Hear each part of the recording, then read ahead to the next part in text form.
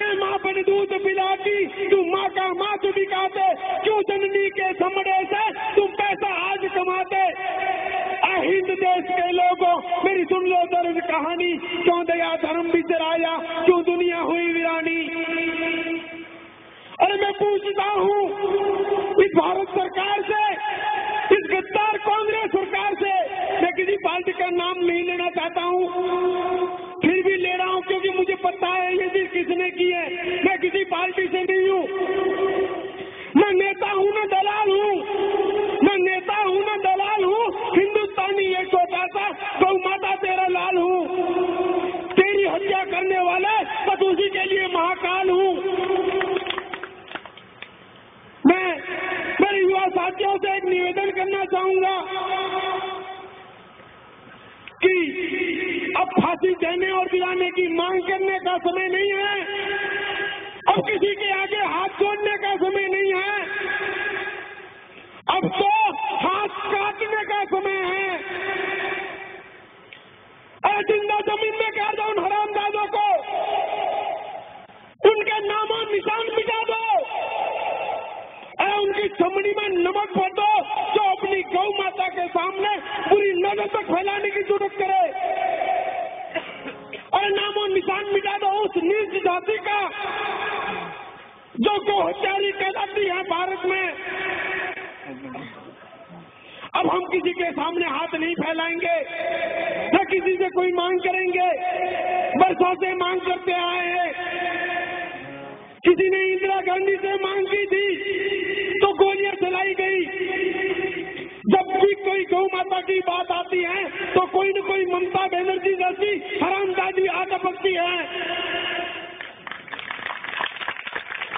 वो बोलती है कि गौमांस खाना मेरा बौद्धिक अधिकार है, और ऐसी हरामजादी को अन्ना हजारे जैसे नीच कमीने सहयोग करते हैं।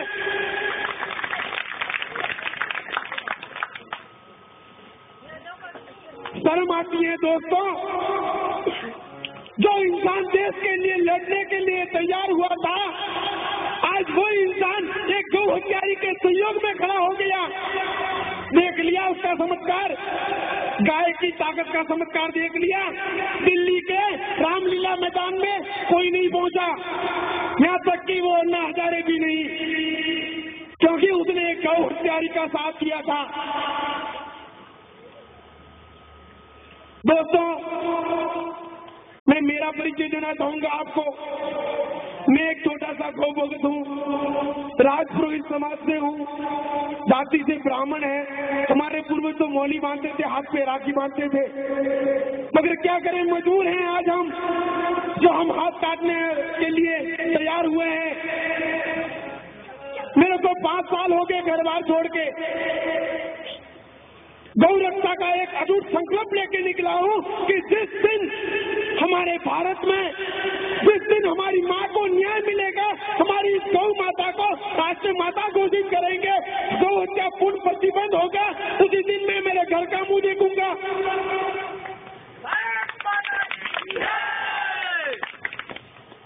दोस्तों, आज जगह जगह पे गौ माता के नाम पे गोरख धंधे चलते हैं।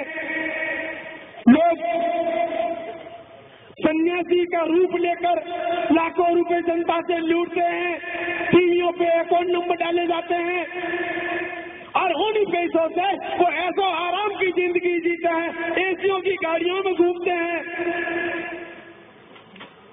अरे बादाम के हलवे खाते हैं। मैंने ऐसे ऐसे संत महात्मा देखे हैं, बड़ी शर्म आती है। अरे बड़ा दुख होता है मुझे कि माँ के नाम पे लाखों रुपए हड़प रहे हैं। मैं परसों की बात कर रहा हूँ, मेरे को 5 साल हो गए ये यात्रा शुरू करके। मेरे गांव से मैं शुरू हुआ था गौ रक्षा के लिए। मैं कोई आंदोलन नहीं कर रहा हूँ, जहाँ भी गौ हत्यारे दिखते हैं उनके हाथ पांव तोड़ देता हूँ, उनको मरोड़ देता हूँ, उनकी गाड़ी जला देता हूँ, भले मेरे ऊपर कितने भी केस हो। आज मेरे ऊपर 28 केसेस चल रहे हैं, और भली ऐसे ऐसे हजारों केस मुझे मंजूर हैं। जब मेरी माँ के लिए मैं लड़ने के लिए निकला हूँ तो हैदराबाद गया था मैं 4 दिन पहले। पर कोई जयपाल सिंह निहाल नाम का आदमी है जो सर्वदलीय गोरक्षा मंच का अपने आप को अध्यक्ष बताता है।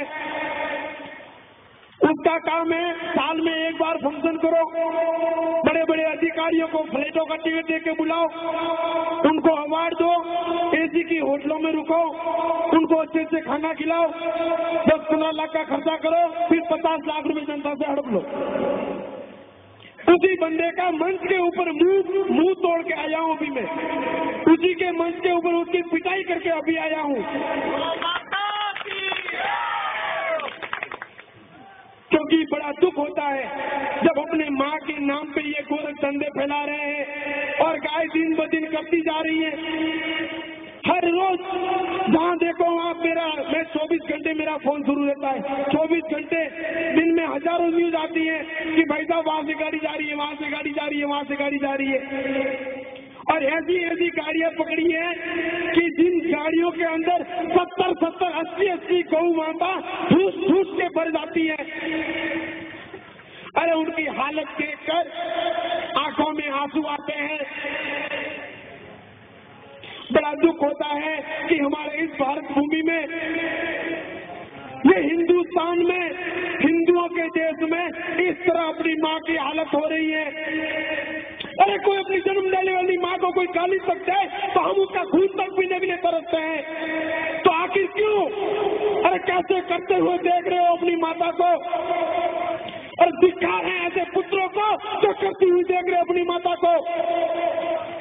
आज इस तरह अपनी नजरों के सामने गौ माता को घसीट के ले जा रहे हैं, आने वाले समय में आप ही की नजरों के सामने आपकी बहन बेटियों को भी इसी तरह घसीट के ले जाएंगे। वो दिन दूर नहीं जिस दिन का इंतजार करके आप बैठे हो, हाथों पे हाथ धरे बैठे हो, चूड़ियां पहन के बैठे हो। पाकिस्तान की स्थिति देख लो, वह हिंदुओं को सरेआम घरों में घुसकर उनके साथ बदसलूक करते हैं, उनकी बहन बेटियों को उठा के ले जाते हैं और कोई कुछ नहीं कर पाता। अरे कल हनुमान जी का एक मंदिर तोड़ा गया पाकिस्तान में, कल की बात है, कल शाम को मंदिरें तोड़े जा रहे हैं, लव जिहाद हो रहा है। हिंदू बहन बेटियों को लव जिहाद के चक्कर में उनको बहला के फुसला के मुसलमान बनाया जाता है। कुछ ईसाई लोग उनको ईसाइयों में परिवर्तन कर रहे हैं।